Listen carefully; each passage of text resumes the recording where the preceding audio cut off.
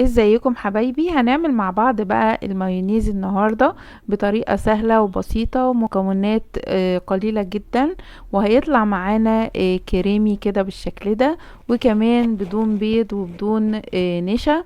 وهقول لكم في الفيديو على السر اللي بيخليه كريمي وتقيل بالشكل ده. عمل كمان كمية حلوة معايا، حوالي برطمان ونص من المايونيز، وطعمه كمان خطير بجد، هيعجبكم جدا.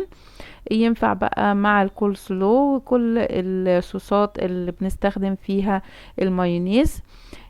عندي هنا كوباية من اللبن، حوالي 200 ملي، تكون ساقعة جدا. ده اول سر، ان لازم اللبن يكون ساقع جدا. ممكن نحطه في الفريزر حوالي ساعتين، وبعد كده بضيف معلقتين من الخل ومعلقة من الليمون، معلقة صغيرة من السكر ومعلقة من الملح. هضربهم حلو جدا.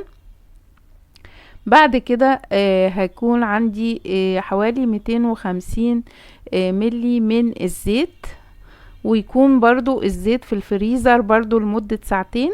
اسيبه في الفريزر لمدة ساعتين في الفريزر مش في التلاجة. وبفتح الجزء اللي من فوق كده في الخلاط، وابتدي اشغله، وبحط بقى زي سرسوب كده واشغله بالراحة، وانزله كده بالراحة، واضرب متواصل. هو هيبتدي بقى يتقل عندي. شوفوا تقل بقى جميل ازاي. يا دوبك بس بنضربه شوية كده هتلاقيه بدأ يتقل، وصوت الخلاط اتغير، هنعرف ان هو بدأ يتقل. عندي بقى بعد كده عبيته في برطمانات. عمل قول مثلا حوالي 600 ملي او 550، يعني برطمان تقريبا ونص. طبعا كده برضو اولا مفهوش بيض، يعتبر مش مكلف، يعني شوية الزيت بس. ممكن نستخدم زيت ذرة او زيت عباد.